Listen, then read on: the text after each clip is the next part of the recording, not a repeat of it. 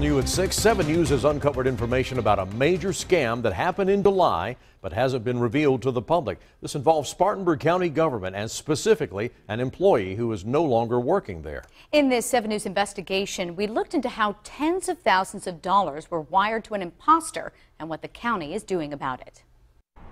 For nearly 4 months, several Spartanburg County officials have been aware of an email phishing scam that tricked one of its employees into wiring tens of thousands of taxpayer dollars to scammers. There were some policies that maybe were not followed to the full degree that led to improper transfer of funds. County Councilman Bob Walker is one of the few officials who would speak to 7 News on camera. Both the county administrator and the sheriff's office said they couldn't comment because those wire transfers are under investigation.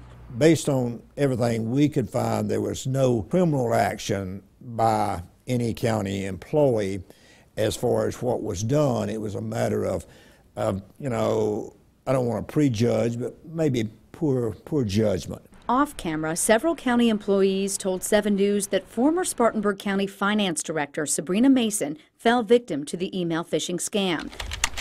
The scammer had impersonated the email of a high-up county official and instructed Mason to wire money. Those sources say she did so not once but twice, sending more than $25,000. It is a concern, and there should be some accountability immediately. Paul Manley with the Citizens for Efficient Government group in Spartanburg was disturbed to learn the news from us rather than the county. I think that the county does not have the checks and balances that it should have, and it's something that the taxpayers should be concerned about. A county source told me the problem would have been much worse had the banks not stepped in to help track down some of the funds which were recovered. How much, we don't know. The bottom line is the taxpayer was the victim of this, and the best thing to do, I think, is to come out and tell all the facts that can be told right now. Given what's happened, what can the county do differently in the future?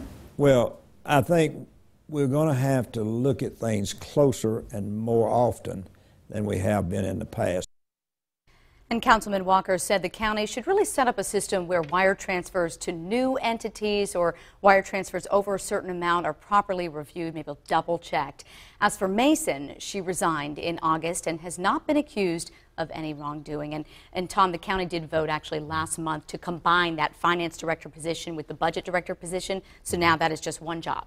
This was a pretty brazen scam. Someone imitating, an imposter imitating a high-ranking county official. Yeah, absolutely. How'd they do it? And really, honestly, they did their homework. These scammers did their homework. The emails, again, we FOIA'd those documents, but they're under investigation, so we don't have them in-house just yet. But they really do show this pattern of the homework being done and really trying to act like the person that they were sending it from. So I will say that a source did tell me that they don't believe that Spartanburg County is the only taxable entity that was a target of this particular type of scam. And so in South Carolina there may be more, but there aren't any episodes or instances, I should say, of people actually falling for the scam that we know of. Other ones. Have to be so careful at every level these days. You really do. All right. Well, in other news, a fifth